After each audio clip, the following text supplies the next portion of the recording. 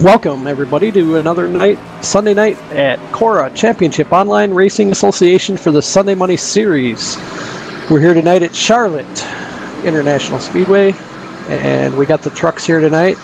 I'm joined by my broadcasting partners, Carl Jones and Lance Johnson, going to be in the booth tonight, and we'll try and give you a feeling for what's going on out here. Take it away there, Lance. Yeah, we got a lot of good drivers out here tonight, after a long week of qualifying. And you guys can look forward to a really good race here, and we'll try to keep you guys entertained the whole time.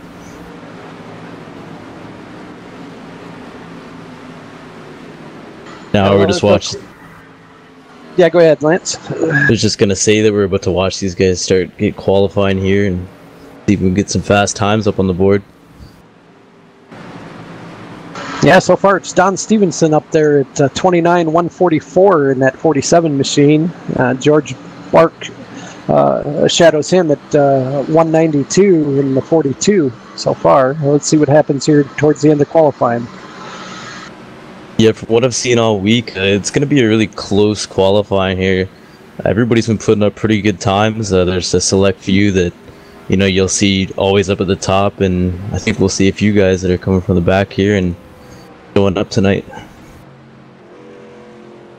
Yeah, 10-4, and this track, it's a little bit tough to get a hold of with the truck here. It's a mile and a half, but it gets greasy out there in a hurry, and it's real hard to get a handle on. Well, a really big thing is the tires. If you don't have your truck all centered out, your tires are going to burn off real quick, and you're going to find yourself real pushing up in around 3 and 4, and hitting that line is going to be a big thing. Throttle control is number one here. Oh, absolutely. And let's see. Let's go through the qualifying so far. We've got Don Stevenson, Colton Burke, Gary Bauer, George Burke, Connor Anton, Gorton Burke, David Wink, Michael Churchma, Jeremy Crandall, Michael Johnson round out your top 10. Like I said, a lot of great drivers up there in the top 10, and throughout the whole field, really. Some guys not as strong in the qualifying department, but a lot of them have the race smart. Get it done. I think a lot of times.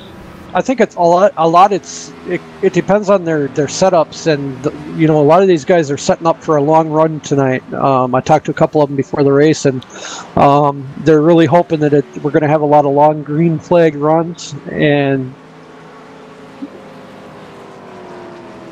yeah, exactly. A couple of guys that I could say you could look forward to watching is Jeremy Crandall and George Burke. They put a lot of time into their setup, and they're really good at working together. I think you'll see them up at the front a good amount. Just a dynamic duo. All right, here. Like Don Stevenson's going to keep the pole here so far. Burke, Gary Bauer up in the top 3.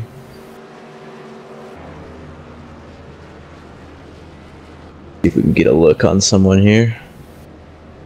All right, let's take a look at the point standings the way they sit as of right now in the Sunday Money Series. We got Everett D. Lane. He's leading the points. 12 points back is David Wink. Ross Cato, he's 14 points back. Then we got Travis Brown, Gary Bauer, Michael Churchma, Daniel Miller, Don Stevenson, and Daniel Lingerfelt rounding out the top 10. And then qualifying for the chase, as we do run a chase series, is still in the hunt for the chase so far, and there's still a long way to go, let me tell you. But the Mark McFadden, Dominic Dyball, and George Burke are round out the top 12. What's really amazing is that your points leader, Everett Lane, is only in 14th position right now. He might have a plan up his sleeve. He might not have worked on a qualifying set, and I think he might just try to ride for the vast majority of the race. I've been watching Everett here all week, and the first part of the week, man, he was struggling, but he seems to have gotten a little bit better, gotten a little setup underneath him, and worked with his teammates there or whatever. But he's definitely improved throughout the week. You know, you'll see that a lot from him week to week. You know, he's a learner, that's for sure. You'll start off real weak, and near the end, he finishes strong. So we'll look forward to seeing him also throughout the race. One of the things I think we should keep in mind today, guys, is some of the...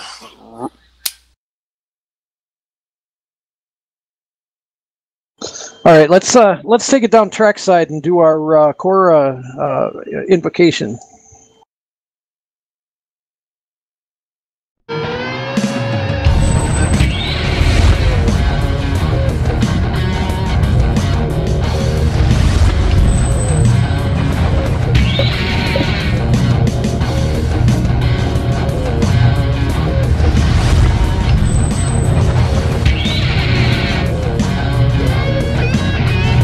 Yeah, Carl, you got cut off there. What were you going to say there?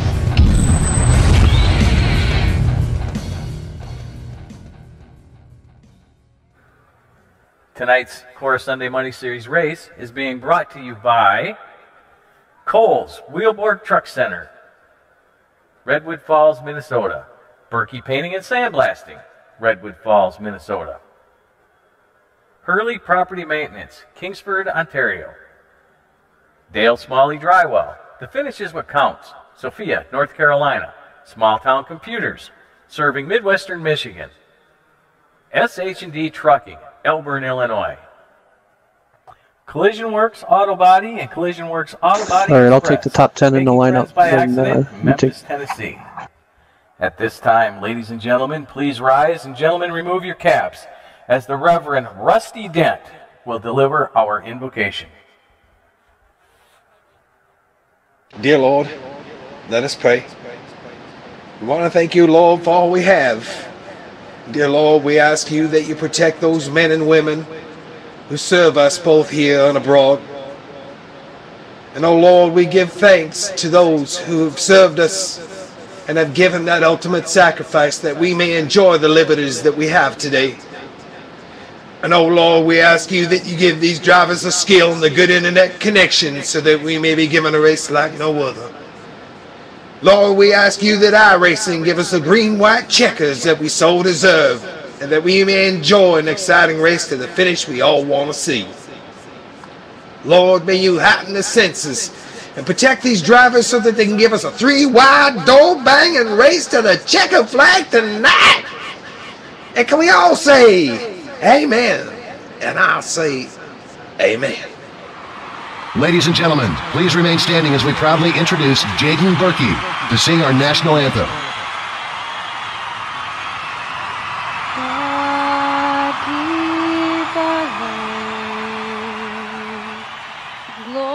Glorious and free, oh Canada, we stand on guard for thee. Oh Canada, we stand on guard for thee.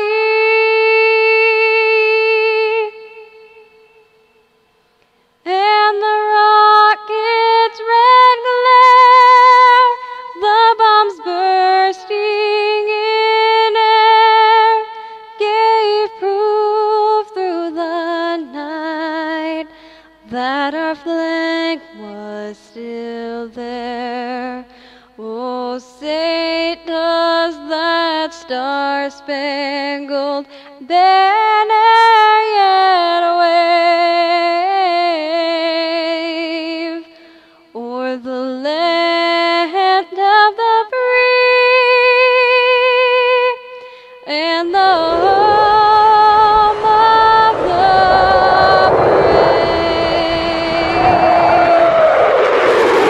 And now at this time, the five sons of our CEO, James Brown, Alex, Andrew, Nick, Cody, and Ethan, will deliver the four most famous words in all of automotive racing.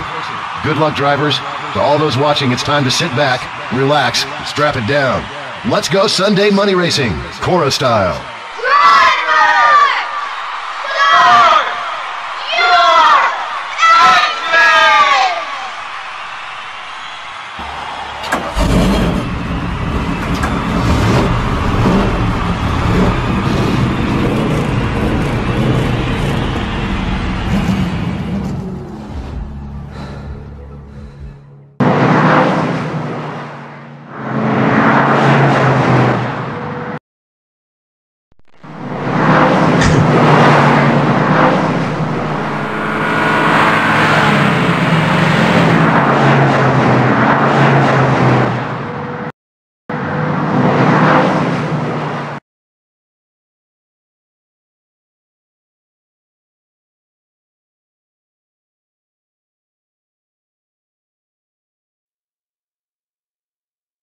And we're back, and we're just getting ready to grid here on this Burke Painting and Sandblasting 125 here at the Charlotte Motor Speedway, where CORA, Championship Online Racing Association, is running their Sunday Money Series, as we do every week. And we're just getting ready to go. Let's go over the lineup here, how they qualified. Starting on the front row, it will be Don Stevenson and Connor Anton. Starting third will be Gary Bauer and George Burke in the third row. A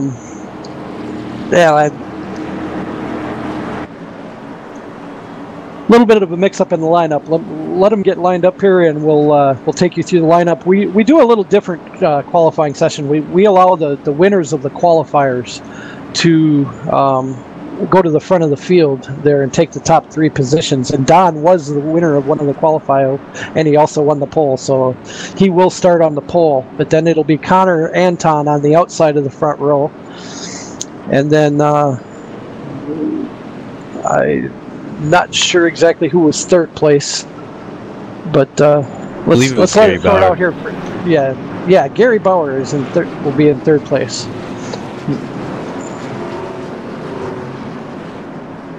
Okay, we're gonna throw the pace lights back on the car to get the mix up in the lineup figured out, and we're gonna do another pace lap here. Yeah, I had a feeling there was gonna be an issue in the field there. That was not your fault whatsoever. They I guess they got a bit confused there. That kind of threw us off. Everybody listen, that's good. Once we get all sorted out here, we'll take you through the grid and get all sorted out.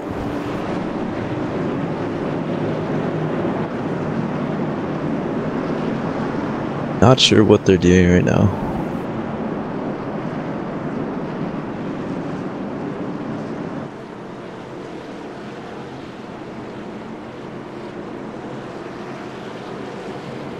I think they might have to throw the flag again here.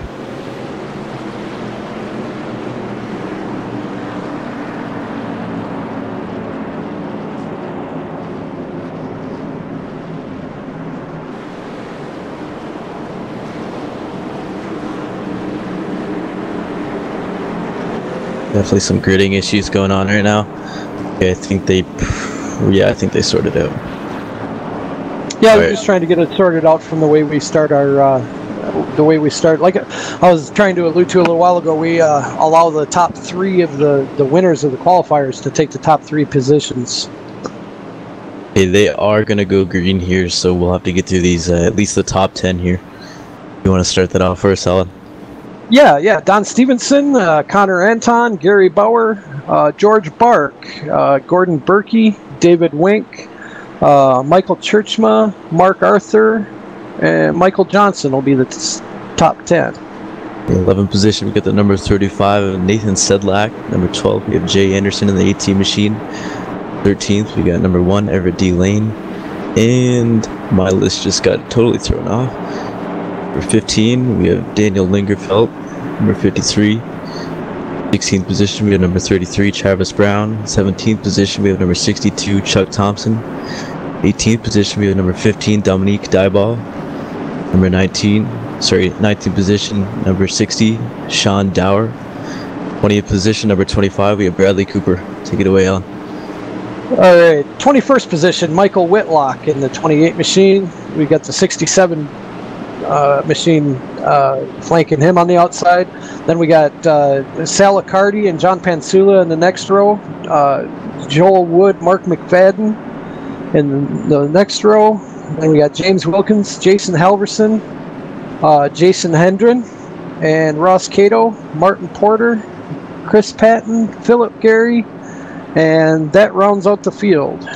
Oh, Robert O'Neill is in the field too. Okay, I missed him. Robert O'Neill will be rounding out he failed to take a lap. Yeah, James Brown's in there too. Oh, James Brown. Yeah, James Brown is in there. Oh, God, we forget the president. Back in on you. Alright, ladies and gentlemen, we're getting ready to go green here. And the lights are off of the Ford Fast First Racing pace car, and we're about to go green. 125 laps at Charlotte Motor Speedway.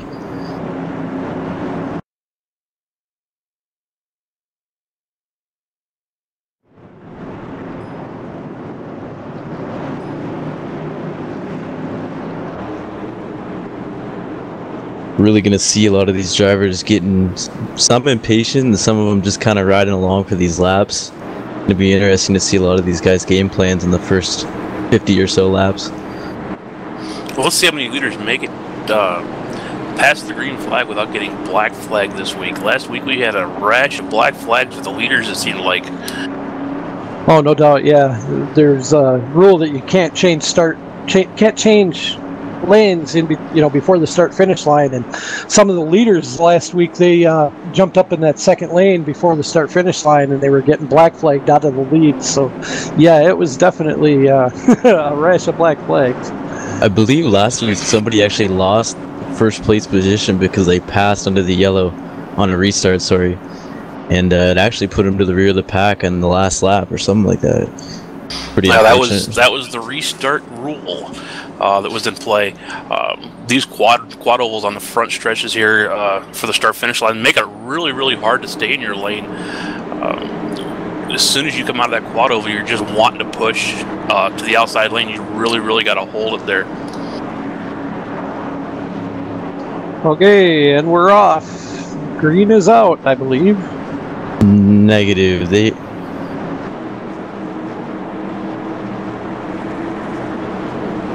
Okay, well, we got one more lap. Yeah, we're going green next time by. Okay. Yeah, they delayed it a tad there just to get in all orderly fashion. Bit of confusion at the start of the race. I'm sure they'll make up for that with some great racing here at Charlotte. Oh, absolutely.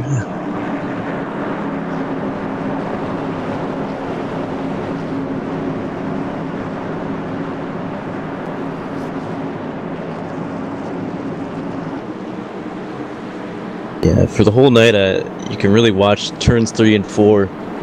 Some drivers will be wearing their tires out, and if they don't hit it just perfectly, they will lose the rear end, and that could be where the big one happens, really.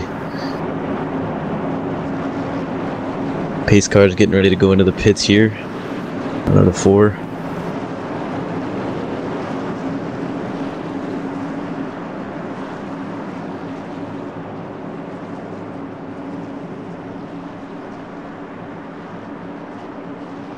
Don Stevenson looks up at that flag stand, and pretty soon he's going to see the green flag in the air, and Pace car is away. Getting ready to go green. There you go. And we are green. Yep, we are green. Don Stevenson getting an incredible start there. 4 to 5 car lengths.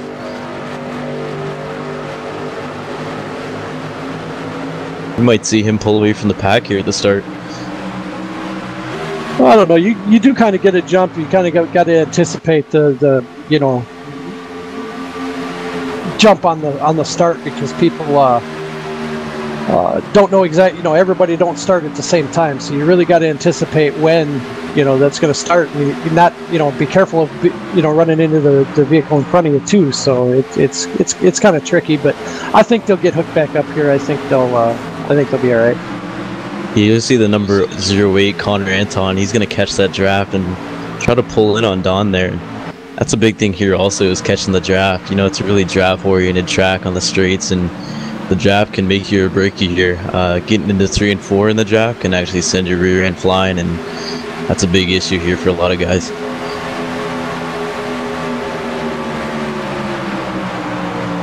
You can expect to see a lot of Talladega-like racing here for the first bunch of laps, a lot of line racing. That middle lane is not always the fastest unless you set up your truck perfectly for it. So I look forward to some different passing here, not so much too wide, but a lot of strategic driving. And looks like we got a wreck here on the back stretch. Caution is out.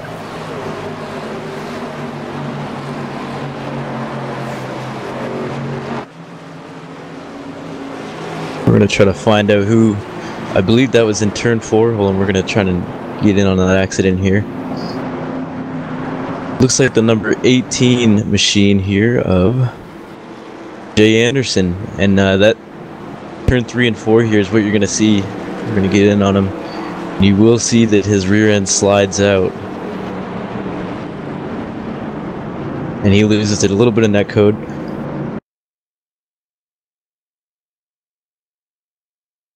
We're going to take you guys another the replay here.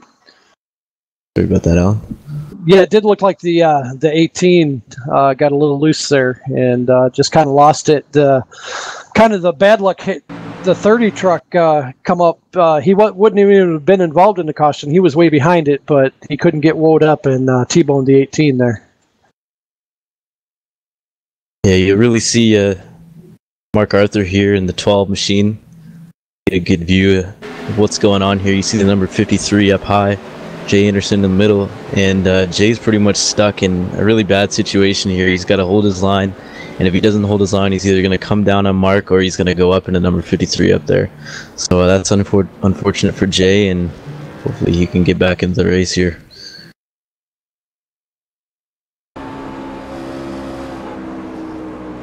Yeah, they went 3 wide. Mark Arthur took it 3 wide to the inside in the corner, and Jay kind of felt that he was in there, and I think there was a little bit of net code there too that got into him a little bit. Yeah, I'm seeing about a 1.5 foot net code there, which is unfortunate. You know, you don't really like to see net code taking people out, and a lot of I don't know how many other cars got in that, but it wasn't a good one.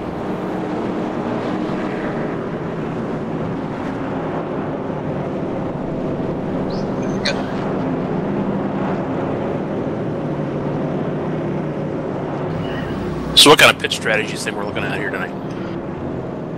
You know, it really varies on the teams. You're going to see a lot of guys pull in when the leader goes in, and you're going to see a lot of guys that actually pretty much went in and said, okay guys, let's go in on this lap, and I feel like this is going to be the best way to do it. Track like this, I would think a little bit early yet for pit stops, but I think a track like this, more caution, see the more pit stops you're going to see. Every chance they get, I think they're going to want to put 4 new shoes on these things. Yeah, exactly. That's what I was about to say is, you know, me personally, when there's a caution on this track, 4 new shoes is going to be a big difference compared to the guy in front of you wearing old ones. And you'll get the jump on him for sure, 100%. You will see yourself in turn 3 and 4 with old shoes. You're drifting up, and you're going to have to drop your throttle a lot more, and that's going to make you a lot slower than the guy behind you with fresh ones. So we'll look forward to seeing that a lot throughout the race. On any cautions, people are going to pit, I believe. Yeah, these guys are definitely not flat-footing around this track here, especially through that quad oval. Like, it's really, really hairy coming through there. Oh yeah, especially in the draft. You know, it's a big thing here. You wouldn't think it would be that big of a deal on a 1.5 mile track, but it is a very big deal. Can send you flying for sure, just like Atlanta, really. See these drivers pacing around, get organized to go in green flag racing again.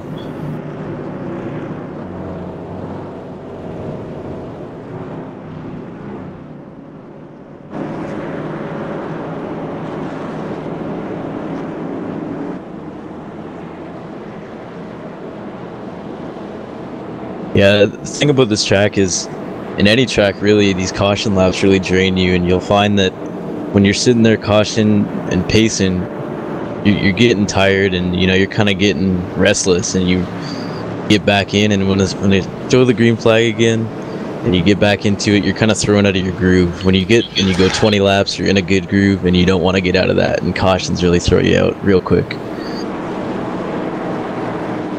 Well, let's not hope this holds true for tonight. You know what they say, cautions breed cautions. Let's hope we don't see that like we did last week. We had quite a few cautions in last week's race due to cautions. Yeah, it's important to that, and you know, it was a great race, really great race. Really, it's just, you know, it's a tough track. All the drivers that showed up at Atlanta, it was a very tough race, and you know, some guys, it was just unfortunate. Things happen, and a lot of racing incidents.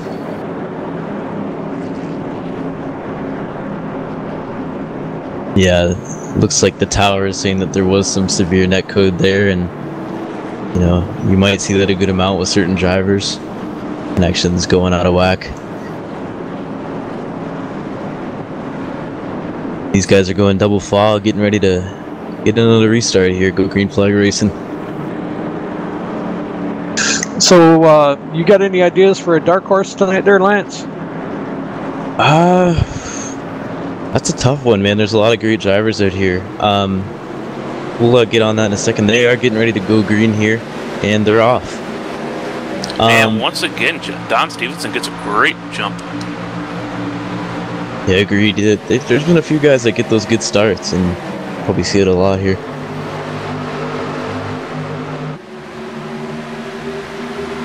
And for a dark horse, that's tough. Joel Wood, great contender. I have not seen him race very often here. He could be one of the possible guys coming up from the rear, hanging out in the shadows. Another one is Possum there, and all of a sudden there he was at the end there, and ended up winning our border wars. So he was doing a really good job there too. But yeah, that's probably true. But I'm thinking, as far as the dark horse is concerned, for myself, I'd have to say somebody like, say Ben Manning, or Chris Patton. He just raced with us once, but he showed some strength in our qualifier, and I really watched him real close, and he's got a pretty good head on his shoulders, and I think he might be up there. Yeah, I think there is a wreck. They're wrecking right now on the back stretch. I'm gonna zoom in on that here. Looking like the 0-0 lost there. Let's get a better look at him.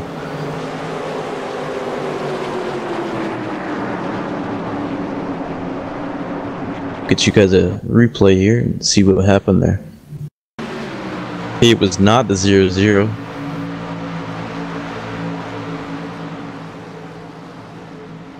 See if we can find this incident here.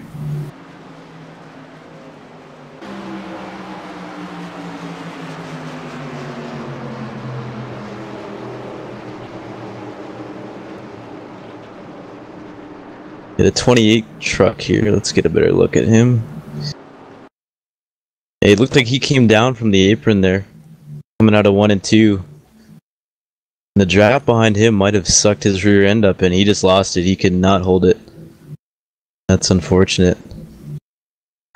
28 truck up, Michael Whitlock. Yeah, he's really. I'm not sure what happened there. I guess he just lost it from the weird air. He lost it, came down below the apron, and came back up onto the track and took out the 3 drivers behind him. Really not anybody else's fault except him. Obviously overdriving the car, like we said, nobody should be flat-footing it, and it looked like he was really pushing the truck hard there, so trying to catch the main pack. Yeah, it did, and I think he hit the apron just a little bit too, and it got him a little loose, and when he got loose, he lost it. I actually ran a qualifier last night where I got into James Brown, but James had bounced off the wall, and I kind of jerked a little bit to stay off of him, and man, it just gets loose so fast, as I alluded to earlier, that these trucks are really hard to get a handle on there. They're really slippery, really greasy. Yeah, agreed, and trying to save it just makes it that much worse. Michael Whitlock, number 28 machine's engine is actually going to explode here. Obviously overheating from that wreck, hitting the wall pretty hard, and he's going to have to be towed, and that's going to put him down a few laps. He's going to roll to a stop here in 3 and 4, I believe, and the crew's going to have to come out and drag him back to his pit stall and take that secondary truck out. And obviously not his day today for now, and hopefully he can get back out and get on the lead lap.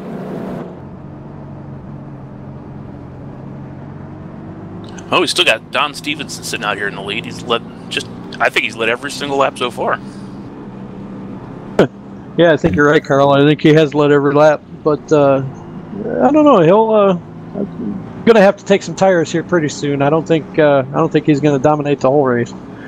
That was just a question here a few minutes ago. What do you think the pit strategy is going to be on this? I think you missed out on that conversation. Yeah, I believe he missed out on that one.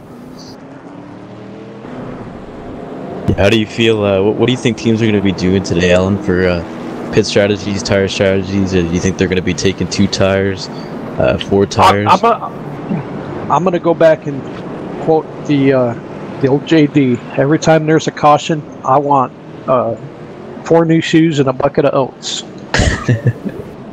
That's exactly what I said. I try to get in every pit stop I can. It's in my opinion, it's free shoes. Yep.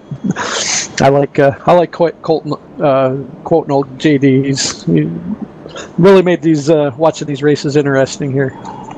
The Gandhi of truck racing. But yeah, you'll look forward to seeing Don Stevenson have to go in here eventually. I don't know if he knows about the tire wear or not, but he's definitely going to be struggling soon, and the guys behind him are going to have to do what they got to do to get around him.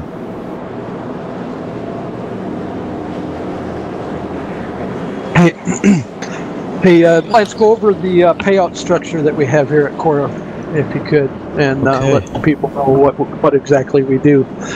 We race 3 times a week, and this is all for the Sunday Money, and that's what this is the Sunday Money Series, and they're out here competing for a shot at the purse. You want to go over that purse for the top 18 finishers? 10-4, I can do that. For the Sunday Money weekly payouts, we got first place at $30, second place at $22.50, third place we got $17.50, fourth position $14.50, fifth place $12.50, sixth place $11, seventh place $10, eighth place $9, ninth place we got $8, 10th place $7, 11th place $6.50, and 12th place $6, 13th place $5.50, 14th place $5, 15th place $4.50, 16th place $4, 17th place $3.50, and last but not least 18th place at $3. So that's almost half the field that's paid out, or in fact that is exactly half the field that's paid out. We're back under green. Felt like I was gonna explode there. Ooh. It's still Don Stevenson out front. You can really tell these payouts are good when the commentator starts to feel like his lungs are gonna explode. Alright. And there's another caution. Ooh. Not sure what happened there.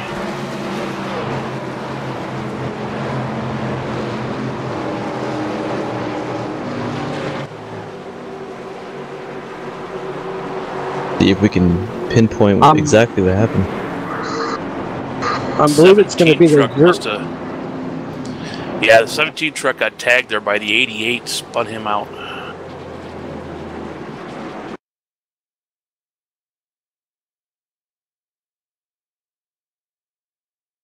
Yeah, 17 really just getting hit there.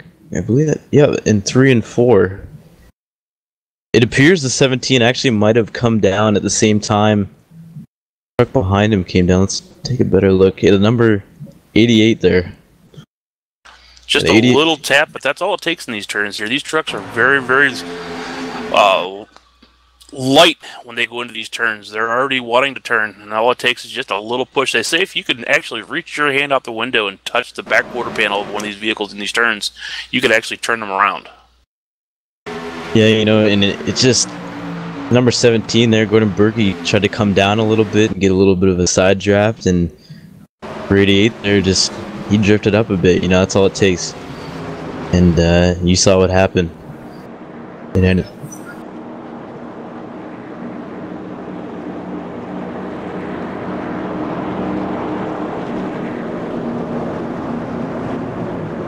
Yeah, we have word that it might have been a server issue.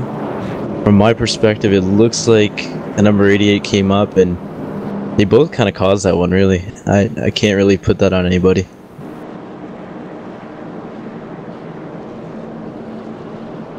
Not sure I would want to be in the tower tonight and make the decision on that one, because you're going to get somebody upset with you no matter which way you go. Yeah, agreed, and that's unfortunate for the guys behind them. Just kind of taking it easy. Those guys racing pretty hard up there, and you guys saw the outcome. And you got to remember. Sorry, say that again. I was just going to say we're 21 laps into this event now, and we're now working our third caution. Definitely an entertaining race to watch. And on that topic of being spun out and being able to push somebody with your own arm, you got to remember all the pressures on those left tires, and when you get pushed, the rear right and the front right is just going to burn off, especially if you're drifting up. It's just going to roast right off, and somebody touching you, it'll get worse through the rest of the race, and you'll spin right out. Yeah, especially right there in that part of the track where he was at in the turn. That is the worst part, because you're almost spinning as it is, and all it takes, like I said, is just a little tap, and well, you saw the product. What happens after that? Yeah, exactly, Carl. And when you go into that turn 3 and 4, there is a bump at the start of 3, and if you hit that bump wrong, you'll I believe it's the bottom of your truck hits the ground, or you're actually getting airborne off the ground a little bit, and you basically lose all stability, and it's pretty much a fight to keep it stable, and if you're on the throttle at all, you're going sideways.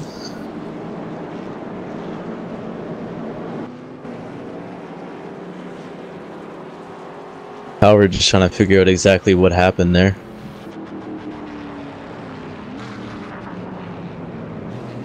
I believe Michael Whitlock.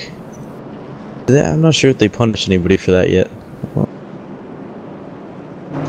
I saw Michael Whitlock way up tight to the wall there just before that, so I don't know if he might have been the start of something there, or possibly. I'm not sure. I guess that's not really our job. I wouldn't want it to be either, to be honest, but it's a tough call. Very tough call. Like we said earlier on in the race, this is a very tough race for these guys. Racing hard here is a challenge. It's a really big challenge. The guy below you could have roasted tires and you don't even know it, and you're trying to get a side draft, and he really just drifts up at you, and he's not able to stop it unless he hits the brakes, and he's most likely still going to come up into you when he locks him up.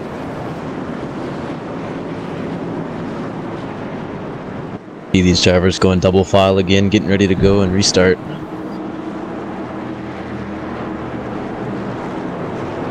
Don Stevenson still in the front, holding the throne here, obviously not wanting to let it go. Still is not pitted, which is obviously pretty concerning, being on lap 23 here. These tires, from what I've heard, will last around 40 to 50 laps, if you're careful. Yeah, not much has changed in the top 10 here. We're still looking at Don Stevens leading.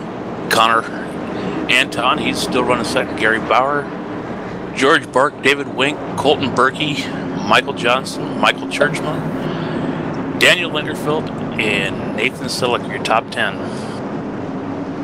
Great bunch of drivers also, may I add that. We have 7 drivers a lap down. Sorry, 4 drivers, 1 lap. Off into the safety of the pits.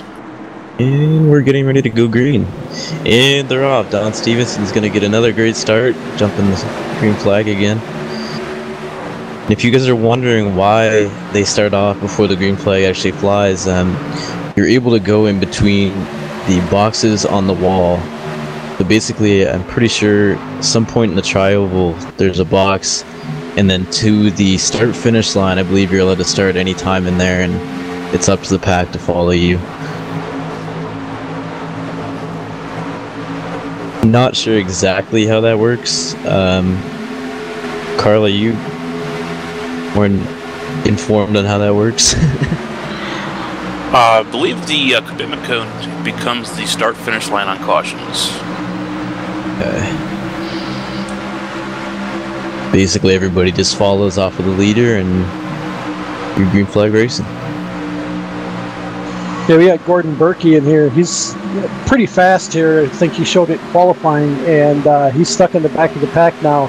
And he's stuck with a few of the guys that are having a problem handling their trucks, and he's just bobbing back and forth trying to find a way to get around these guys and get away from them.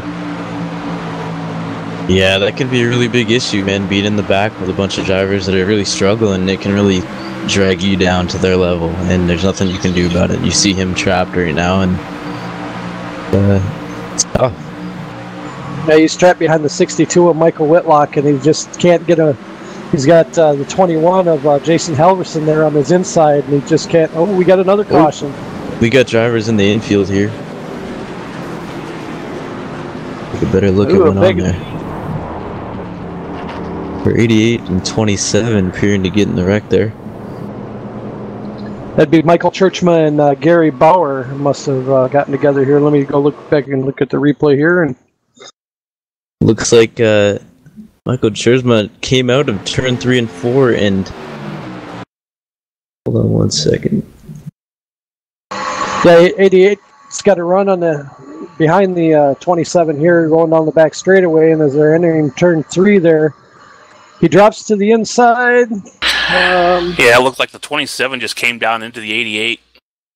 Yeah, you know what that is that's that there's a little dip there, and some drivers take it differently, which kind of causes wrecks in there. 27 came up from the wall. Actually, might have tapped the wall at a 3 and 4, and might have lost it. I'm not sure what happened there.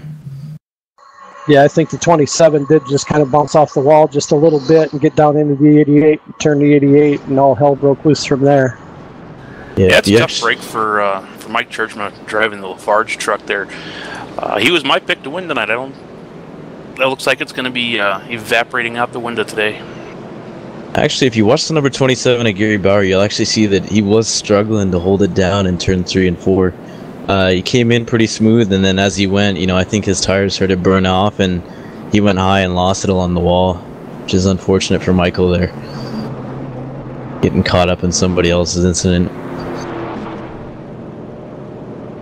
Yeah, and we're only 28 laps into this thing of 125, so we still got 100 or just under 100 laps to go here, so it's starting to be a long night already for some of these guys.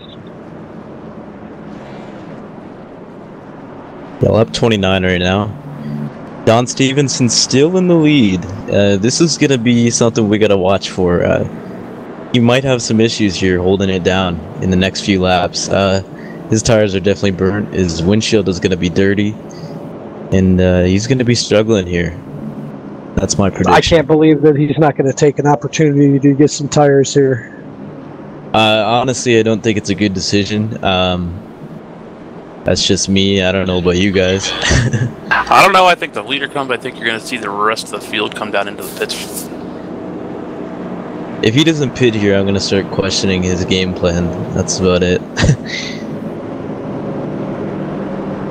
I mean, the thing about it is, though, he might have went into practice and tested his tires and said, okay, I'm not going to get tires until this. I'm sure that Don Stevenson said, oh, wow, he doesn't. He stays out. That amazes me. I can't understand that. I'd want new tires on this thing anytime. Anything over 10 laps, I would say you'd want to come in for tires. What I was saying is I think that he might do it because of the fuel aspect. Like, he doesn't want to add fuel to mess his fuel plan up, and maybe he's just gonna. Maybe he thinks he's lighter around the turns with less fuel. I'm not sure. That's not a smart decision in my opinion, but whatever keeps you in the front. Yeah, you definitely want to be up front because you see the mayhem that's going on behind him. So I can understand that point of it, I guess. But dang, I'd sure like some fresh tires right about now. The thing about these races is a lot of times the guys behind him are depending on the leader to make a decision. So when the leader goes in, typically at least the top 5 will go in with him. So I mean, it's confusing right now. I'm not sure what's going through his mind. Looks like the number 30 truck, Ross Cato, is our lucky dog recipient. he'll get his lap back, and that's going to put 27 cars back on the lead lap. You guys don't know what the lucky dog is? It is the first truck to go a lap down. You get waved around the pace car. Pretty simple concept. Yeah, they adapted that from NASCAR, just the way NASCAR does it. You know, if you're the first lap, a lap down. And you know, let's go into the reason a little bit that they did that years ago, back when that they used to race back to the flag, but that caused some real safety concerns on the track, and they decided that racing back to the flag just wasn't going to be an option anymore due to safety. So they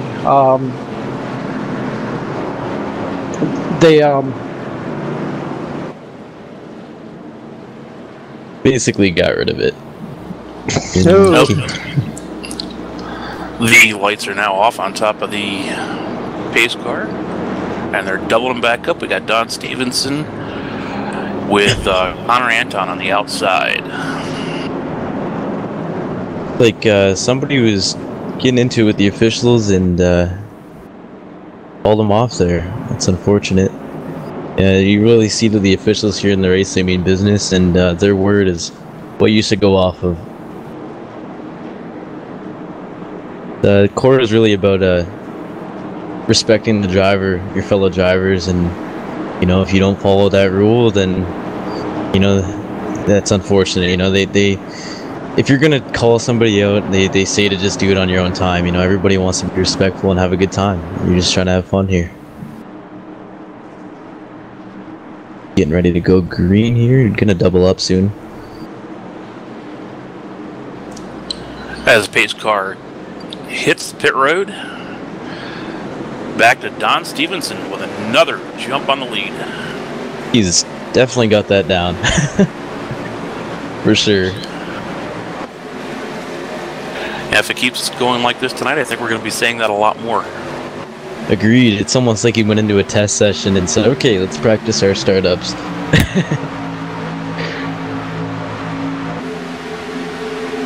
Definitely racing a good race, and George Burke coming back from, I believe, 6th place starting up.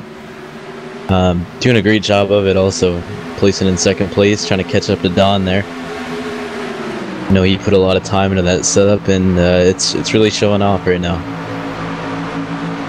Yeah, and you got David Wink in the 20 and Colton Berkey next in line, and then Daniel Lingerfelt, Michael Johnson, Nathan Sedlak, Sal Accardi, and Travis Brown. Hey, there's your dark horse pick, running out the top 10. He's coming up, I'm telling you. I think this is really the first change in the top 10 we've had tonight, with Michael Churchma dropping out of the top 10 after that wreck. He's dropped all the way back to 21st position. Wow. It's going to be fun watching him run back up through the field. He seems to have a knack for doing that. Yeah, I definitely believe it'll happen also. There's no doubt in my mind that we'll see him back in at least the top 10 here very soon. A lot of line driving here. You see George Burke and... Sorry, 1 second. George Burke and Connor Anton, they're going at it. George Burke's going to try to make a shot down low, I believe in turn 1 here. Pushing him through the charcoal. I think it's better if he just ducks right back in line there. Yeah. See him actually getting right on his bumper. Gonna try to catch that job possibly now and maybe make a move. Look forward to seeing those two guys fight at it for the rest of the race here.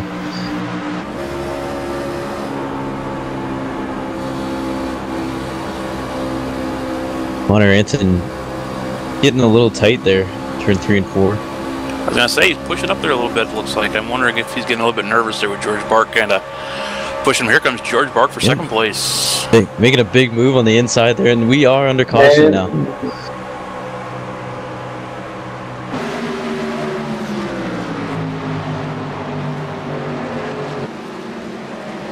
What happened there?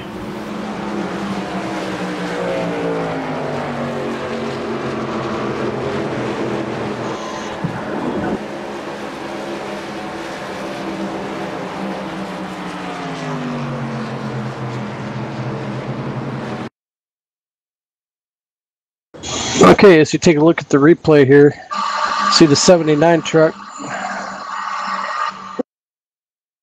It looks like the 79 running the basic line, and number 68 actually came down Possibly losing it in the exact same spot. Okay, hold on. We just got word here that the 68 and the 88 got into it. Okay, well, let's take a look back here. Yeah, the 68 and the 88 got together, pushed the 68 up, and then the 68 kind of bounced off the wall and then came back down into the 79. Yeah, 68 actually getting into it twice with the number 88 there and losing it in the same spot that Gary Bauer did actually earlier on in the race and dinging the number 78 there. Like I said earlier on in the race, guys, 3 and 4 is going to be a big issue in this race, and we've already seen it multiple times. Yeah, when you're coming off of turn 4 there and trying to hold it off the wall, you got to turn it down a little bit, and a lot of times you got a car right there to your inside, and it's just really hard to. It's a fine balance there to hold it off the wall and stay off of the car in the inside too. Definitely a challenging track, very, very challenging. Well, once again, let's see if Don Stevens is going to bring it down to the attention of his pit crew here and get some new tires and some racing fuel in here. I'm sure he's got to be wanting some new tires by now. If he doesn't go in, then I'm dumbfounded. I don't know if pit road is open yet. I can't see the lights on the end of pit road there to see if they're open yet. Crunch time right now. I want to see if Don goes in. I'm really determined. We're 38 laps into this race. You'd be thinking he's going to be doing some new tires here, make him feel like Superman. Honestly, he's doing a great job right now. He almost looks like he's got fresh tires. Well, they haven't really eaten too much of the tires off. They haven't done a lot of green flag racing yet where they're heating the tires up, but you got to figure heating up, cool down, heat up, cool down. That's Oh, he's not going to take it. Wow. And it doesn't look like anybody else is going to, back here in the back of the field, I think we're going to see a bunch of them coming in. Yes, we do. See about 4 or 5, maybe 6 cars that are actually going to bring it into the attention of their pit crews. Indeed. Another guy you can see coming up from the rear is Jeremy Crandall in the 27 machine. Another great, strong driver, and obviously getting in one of the wrecks that he did not cause earlier on in the race. And Jeremy Crandall actually became our wave around car. Speaking of the devil. Which once again will bring us back to 27 cars on the lead lap.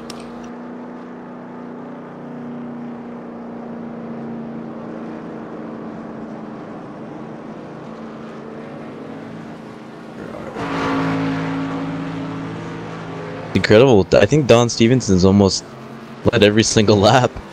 Yeah, he hasn't been passed yet. Wow. Great job to Don.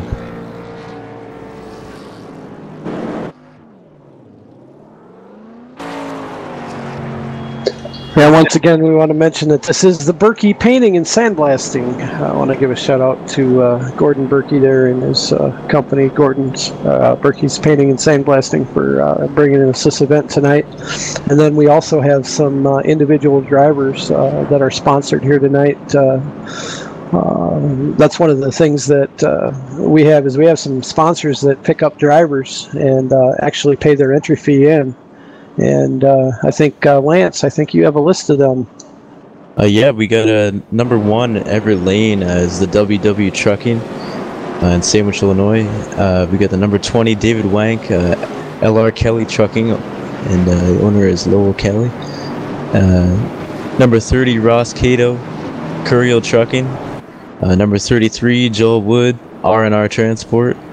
The number 35 machine, Nathan Sedlak, is D&K Trucking.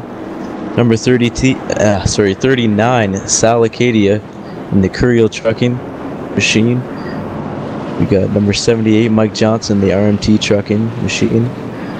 Number 81, Colton Berkey in the SH&D Trucking truck there. Number 88, Mike Chersma in the Employees of Elburn Sand and Gravel. And number 27, Gary Bauer, obviously is parked behind the wall right now, but in the Bobby Dixon Trucking. Number 18, Jay Anderson in the Coles Wheelberg Truck Center machine. And That's about it, I believe. And they're coming around here, turn 4. You're going to be seeing the pace car. He's going to be ducking back down to the safety of pit road and going to put it back in the hands of Don Stevenson once again. Let's see what kind of a jump he gets this time. I think he's going to do it again. Pace car is off. And we're getting ready to take the green here. And Don Stevenson's going to get another jump. Huge drunk jump. Wow. He's got that dialed in, man. And they just can't catch him. Not as dominant of a jump there as the last one, I believe, but still an amazing jump.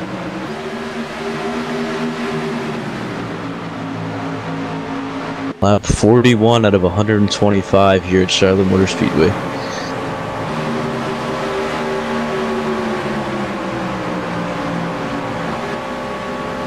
And Ross Gato, he looks like he's a man on the mission back here. He finally got back on the lead lap with that lucky dog the last time around, and now he's going to try and slice and dice his way through the field here, get back up toward the front. Definitely looking like he's trying to make some moves here. And here comes the 42, George Burke. Again, he's back on the inside of Connor Anton. That was what they were doing the last time right before we went to caution. These two guys are going to be fighting at it for a long time here if they're right near each other. It seems like they got a bit of a rivalry going on now, which is quite fun to watch. And it looks like this time he's going to make it stick. Indeed, definitely hoping to catch the draft of Don Stevenson there. Trying to show him that Don's not the only one that can sit in the front.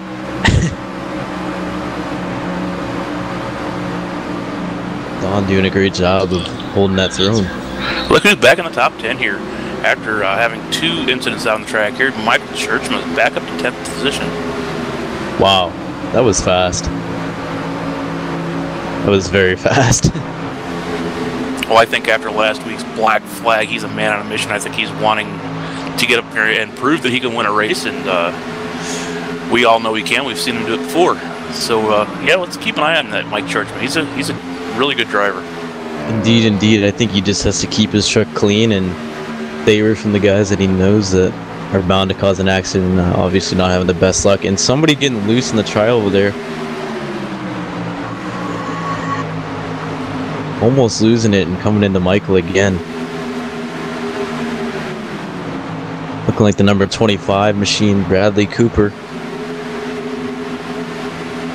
Quite a dented front end there. That is going to play a decent part in his position here.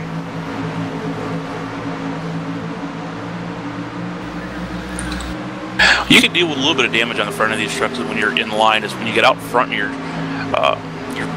the air is pushing up against that damaged part of your truck. It kind of acts like a sail and it wants to slow you down. But when you're in behind other trucks, you got that wind just going up over top of you, and it's not quite as much of a detriment as what it would be if you were trying to lead. Yeah, agreed. We got a lot of 2x2 driving here back in turn 4. Looking at every lane right now. A lot of good driving back here. A decent sized pack. A lot of tossing and turning. And they're going to go 3 wide almost in the quad over there. Well, they didn't almost did. They did go 3 wide in the quad over there. And you got Gordon Burke. I think he's just sitting back a little bit, kind of buying his time right now. And he's, trying to stay out of trouble and make it to the end. To finish first you must finish. And that's kind of, I think, the mindset that he's got right now. Meanwhile, back up here in the front of the pack, looks like we've got a 4-truck breakaway, with George Burke. Looks like he's going to be the first person to actually give Don Stevenson a run for the lead. And we are under caution again. Let's take a look back and find out what happened there.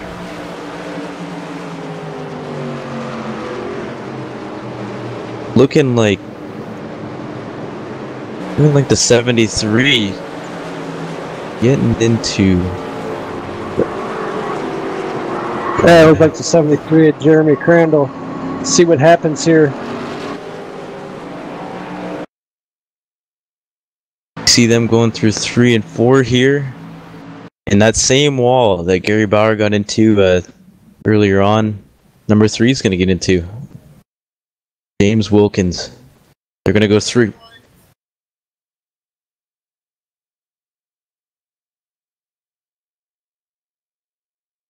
Yeah, 21 obviously causing a check up there, making them push 3 wide and really high up on the track also, and causing a bit of confusion, and that was the outcome there, number 3 losing it. Yeah, that 21 was ultimately the cause of that, I believe, because he checked way up, and the 3 kind of checked up, and then the guy behind him didn't. It almost looked like he was going around 10 miles per hour slower than everybody else there. That was definitely a situation. I think that was another case of having to let off so much, like I spoke about earlier. He obviously checked up a lot, and he couldn't handle it, and he lost all that speed, causing that backup. Yeah, I heard a driver talking earlier on the track that a lot of times when when you let up off of these accelerators, the lack of the power will get you just as loose as jumping on the accelerator. And it looks like we got wholesale pit stops going on here finally. Definitely not something we're used to. Don Stevenson going to get in the pits, and looks like Don Stevenson's going to take on 4 new shoes there and a tank of fuel. coming out at 3rd position, it looks like.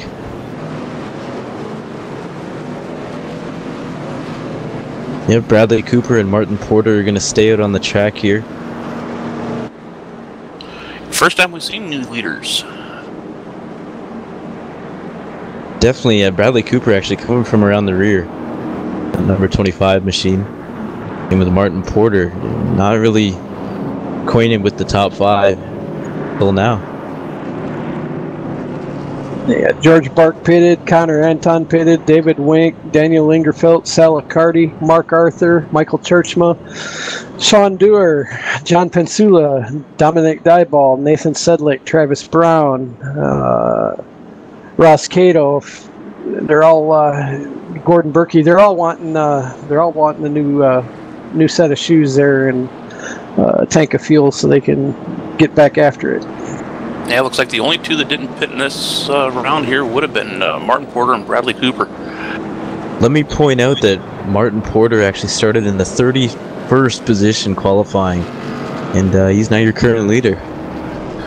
But of course, they made it to the last caution. If I'm not mistaken here, I'll have to take another look at it here. But I think, Gordon Burke didn't make his pit stall. He was coming down pit road. And I don't know, Laura, if you can get a replay of that, but Gordon Burke coming down pit road, he got to his pit stall, and it's like somebody was coming out and kind of blocked him from getting in his pit stall, and he had to keep going and just drove right through pits. Yeah, I'm watching that right now. He was our lucky dog. So he might have got word that he was the lucky dog, had to get back out there on the track so we can get his lap back. Well, that's unfortunate. He might have been going too fast, possibly. I'm not sure. I don't... No, our rule is that if you pit before you get your lucky dog, you're not eligible for the lucky dog. So he's probably going to wait for that lucky dog and then go around and make his pit stop. Oh, okay, so he obviously kind of got thrown off there by that and kind of remembered that he can't do that.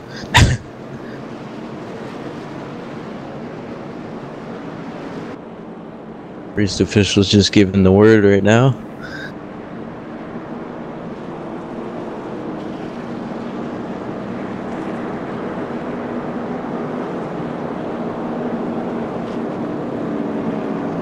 And the lights go off on the top of the pace car. They're going to be doubling back up here, getting ready for another restart. A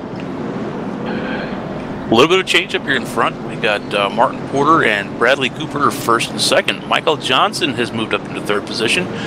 James Brown is in 4th. Mark McFadden's up to 5th. Chuck Thompson's in 6th. Joel Wood.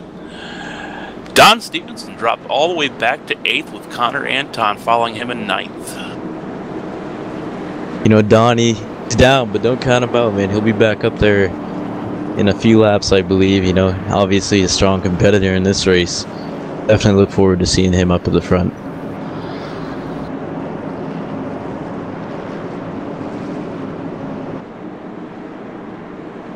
Jeremy Crandall getting another one of those wrecks. Not having the best race, but if he can catch a good break here, I do believe we'll see him up in at least the top 10.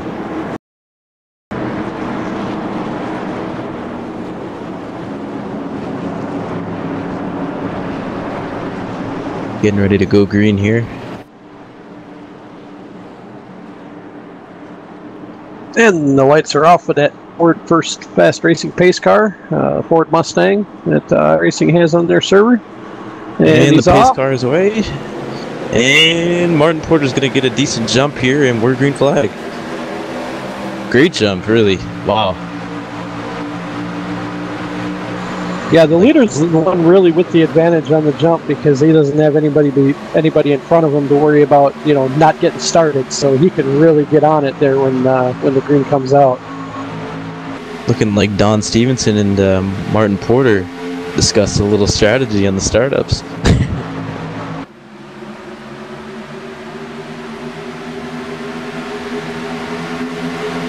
See if we can find some wide racing here.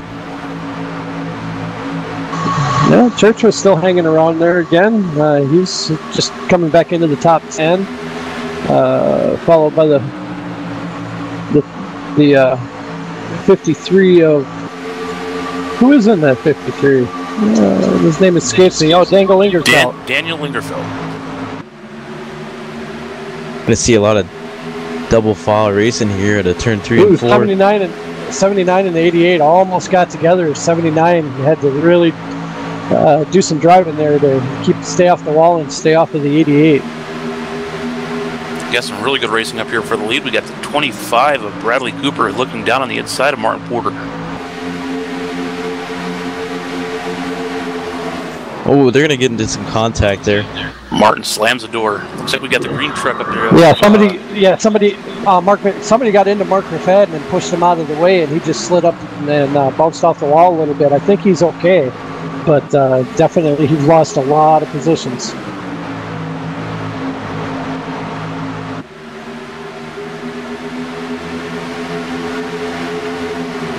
And there was a wreck there with no caution, and there is a caution now. The caution flag was thrown by the race officials. 67 obviously getting into it with the 18 machine, I believe 81 machine, sorry. Let's see if we can catch it.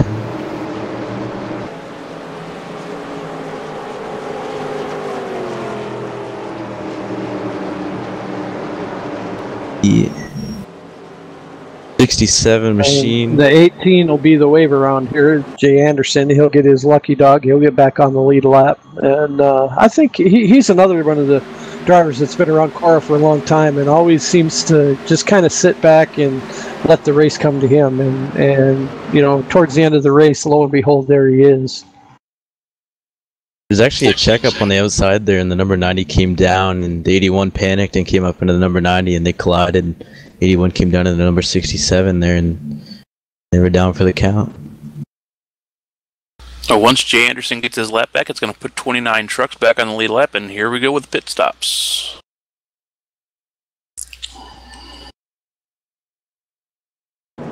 Definitely a fair amount of vehicles going into pit there. Our leader, Martin Porter, he stops in the pits here, pulls it into his pit lane for his pit crew to service. We'll see how many tires he takes on here. Looking at a 4-tire stop with the Martin Porter truck. You see Connor Anton back up in first now, current leader. And James Brown in second place. I was just going to mention that James Brown, CORA president and CEO of the Championship Online Racing Association, out there giving it a whirl tonight. He's definitely doing a good job. All them guys at Lafarge, I'm sure, are watching him and cheering him on. Our top 5, Connor Anton, James Brown, Don Stevenson, George Burke, and Michael Churzma. How do you pronounce his last name? Churzma? Churzma? No, Churchma. You know, like you go to church? Oh, okay. That's definitely a different last name. Churchma. Yeah, definitely. Definitely different. And believe me, you're not the only one to have problems with it. I didn't want to say his name too much because I didn't want to say it wrong. An eye on the Michael Churchman machine. He is back up into 5th position after all the problems he had there at the beginning of the race. Doing a great job in a few wrecks and keeping up with the front, showing us how bad he wants to win it. Lap 58 out of 125, coming on lap 59. Well, if you remember last week at the last caution, he was leading the race, and he was one of the black flag recipients there for leading and going out of his line that he was supposed to stay in there, and cost him that win last week. Exactly, and that was a really last-second call, and obviously pretty depressing for him, getting an end-of-the-line penalty. And I guarantee he was mad about that one. I don't think he'll make it happen again.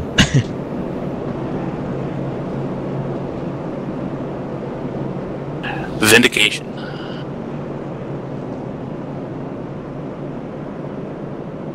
Look forward to seeing how James Brown does up here in the top two. See if he'll take that lead away from Connor. Anton. George Burke placed in the 4th position. Trying to keep around the top 5 there.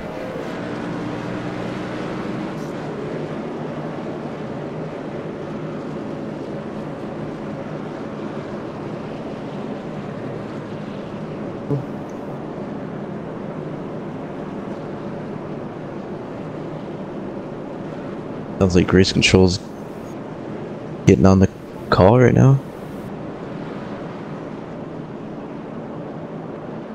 90 truck is possibly going to get the EOL here.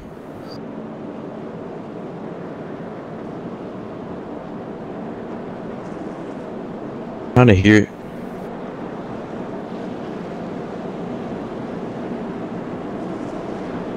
'90 truck, Mr. McFadden is going to receive an EOL. Mark McFadden in the 90 machine. Going And to see the rear. Once again, the lights are out on the top of the pace car. Going to be doubling them back up here. It's going to put Connor Anton and James Brown up on the front row. Back up in the 3rd positions, Don Stevenson. 4th is going to be George Burke. 5th is Michael Churchma. 6th is Daniel Lingerfeld. 7th is Salicardi. And the number 30, Ross Cato, after being a lap down, has brought it back up into the top 10 with Sean Dewar, David Wink, rounding out your top 10.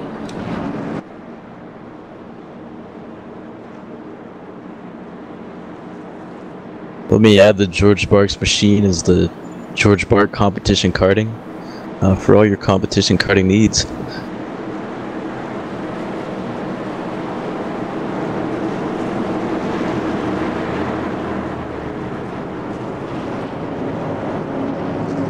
And as they come out of turn 4 here, you're going to see the pace car back down on the pit road. He's going to have to stop and get some fuel himself, I think, today.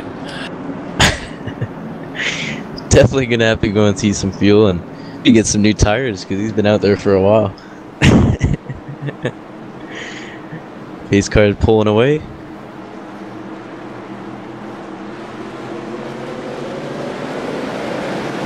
And more green flag.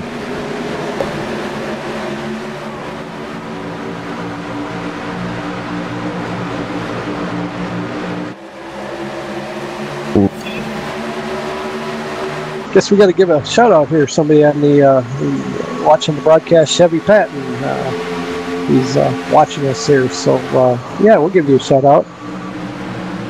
Yeah, thank you for watching us. Glad to hear you watching. Oh, okay. Also, that's Chris Patton's son. son. Cool. Yeah, Chris is somebody that just qualified today. We had a last chance qualifier today that we normally don't do. We usually fill the field in the 3 Monday, Wednesday, and Saturday. But we had 3 spots open, so we did a last chance qualifier today. And Chris Patton was one of the last chance qualifiers. So good to see him in the field, and glad to see that he's got some fans watching. Yeah, welcome to the broadcast. Hopefully you guys are having a good time, because we're having a good time broadcasting this race for you guys. A little bit of close quarters racing here around the 3rd, 4th, 5th position. Yeah, definitely banging. Well, you know what they say. I think Carl alluded to it earlier. Cautions breed cautions. That's true. Very, very true. I think these guys just are struggling to get in the groove right now, and that's a big issue. Looks like Connor Anton's being showed the black flag. What happened there? Is this going to be one of our first black flag because of the going out of the your line rule? I believe it is. Wow. Yeah, it looks like the 3 truck just lost it there, coming off of 4, coming into the quad oval there, and yeah, the 3 truck was the cause of that. Yeah, I'm going to take a look back at that right now.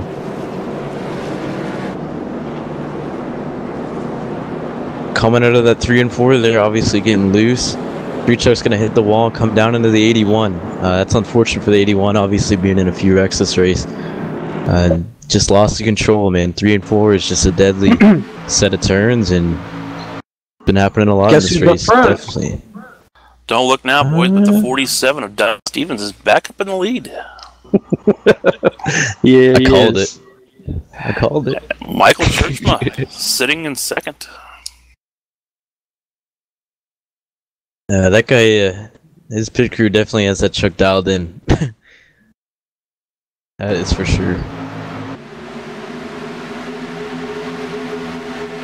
He's showing no remorse, and he is determined to be at the front. He does not want to stay away from the lead.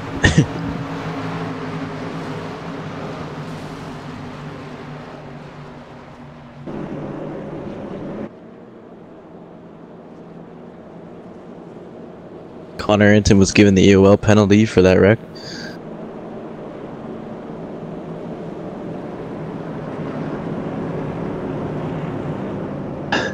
Well, Chris Patton, if you're still watching, get on that old telephone and call up all your friends and family and tell them that your dad's in the race here, and tell them to get on here and watch it for him and root for him.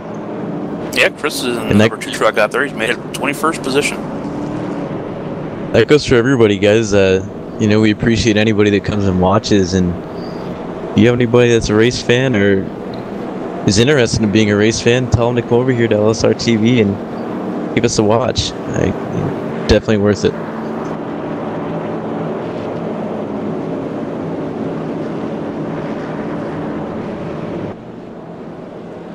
Lap 65 out of 125. And Al, let them know what to do if they want to come in and race with the CORA bunch. Well, it's kind of real easy. All you got to do is come to CORA, www.cora-racing.com, and check us out. There's our TeamSpeak server there. Just jump on our TeamSpeak and come and chat with me, and I'll get you all the ins and outs and how you go about getting hooked up and coming out and racing with us. Alan is the guy to talk to. Alan Larson, everyone. Also Carl Jones. Not so much me, I'm just kind of a talking guy.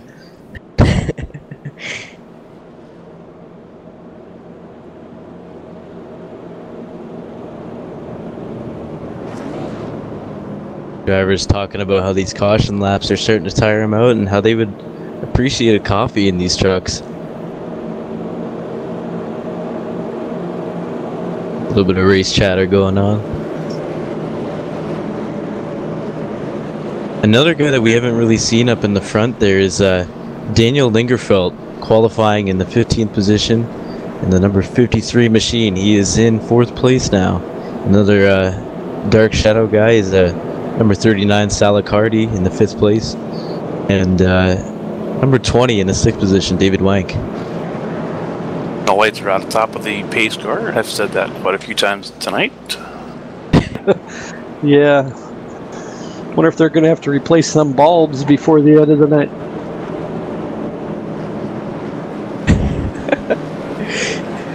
I guess we've had 9 times. 35 caution laps. And I'm not even reading a script, ladies and gentlemen. Little do you guys know that Carl is actually driving the pace car.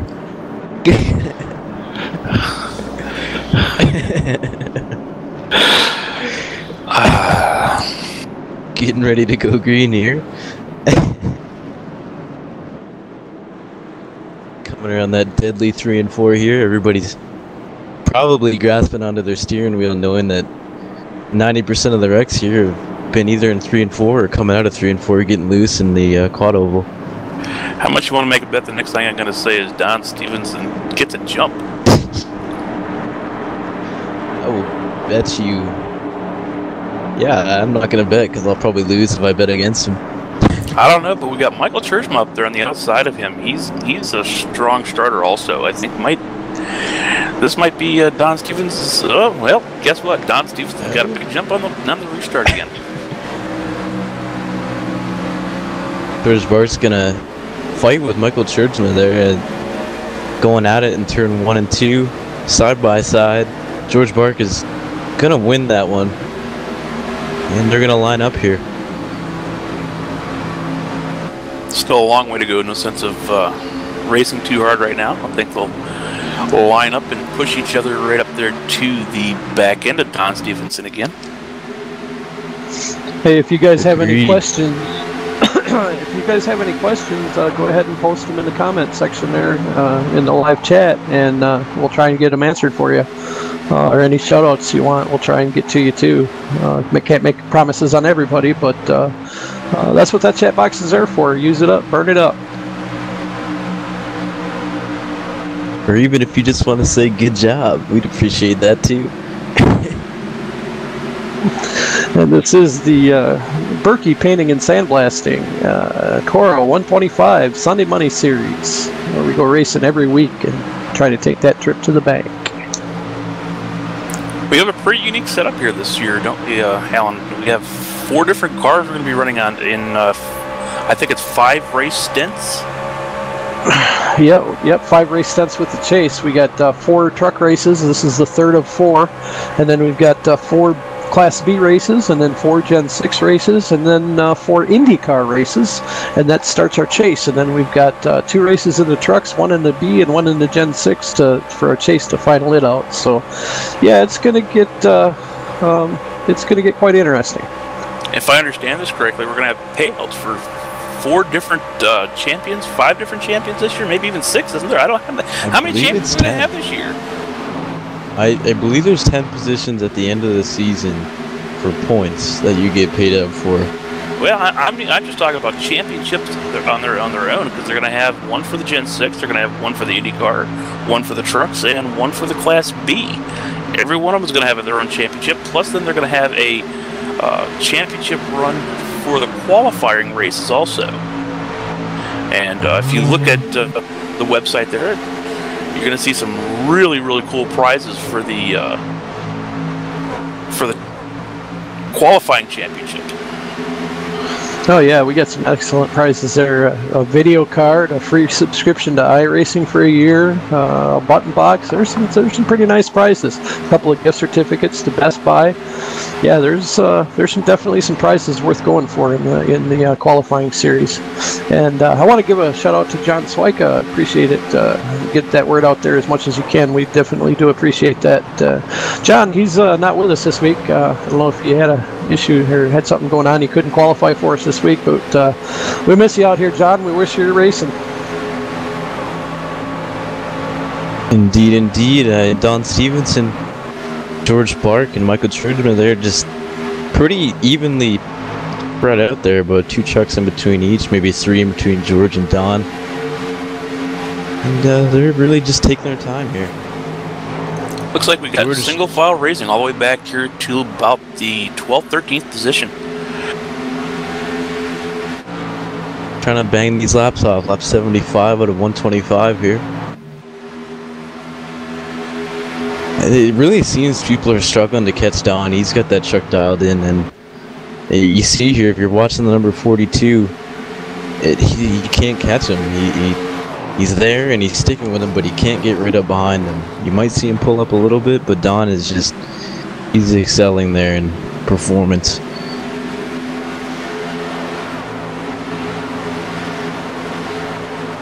See if we can find some 2x2 racing here. First 2x2 racing I see is probably about the 7th, 8th position right now. Salacardi and John Pansula racing for the 7th and 8th position. James Brown and Dominic Diabol went 2x2 in turn 1 and 2. A couple other guys there with them too, about 4 cars double file. Guess it'll showcase things. Once again, the 01 of John Panasula moves to the inside of Salicardi, trying to make it too wide, trying to go for that position. Yeah, I'm riding back here.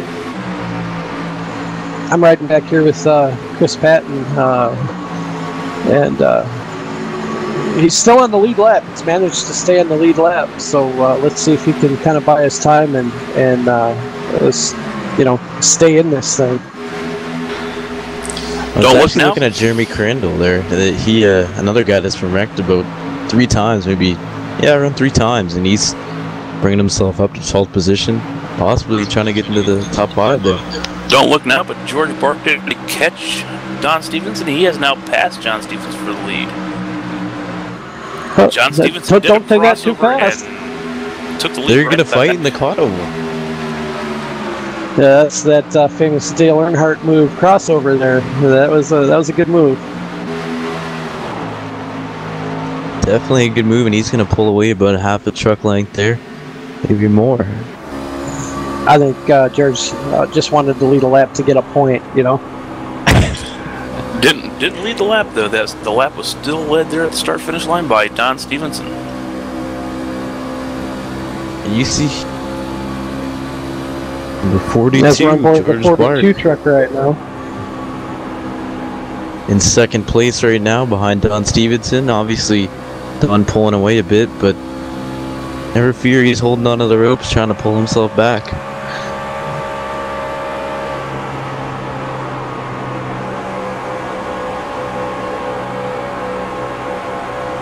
Definitely some spread out racing here throughout the whole field. Very, very spread out. Trying to find some more interesting 2x2 racing here if there is any. Looks like everybody's spread out about a truck or two. Small pack here. Looking at Everett Lane. Probably the closest drivers.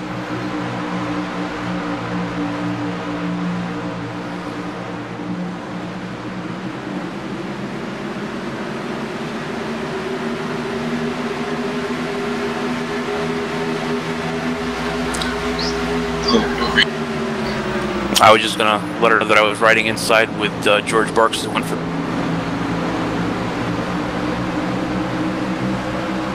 Drivers starting to bunch up here. Michael E. Johnson and Everett Lane, I believe they're teammates. Pete here in the backstretch. This time Mark I think Arthur, George the is going 12 to make truck, it stick. make a Here we move go. on the inside of the 73 truck. 73 held it on the outside and kept it around him there. And George Burke back into the lead in the number 42 Burke's competition karting truck. You can find more about him at www.georgebark.com for all your competition karting needs and more. George gonna lead this lap here, obviously fairly happy about that. Ooh, somebody got in the back of him. And it sounds like there's, on the driver's channel, there is somebody in the grass. Yeah, I was on board with the truck that, hang on, I'll tell you who it was here in just a second.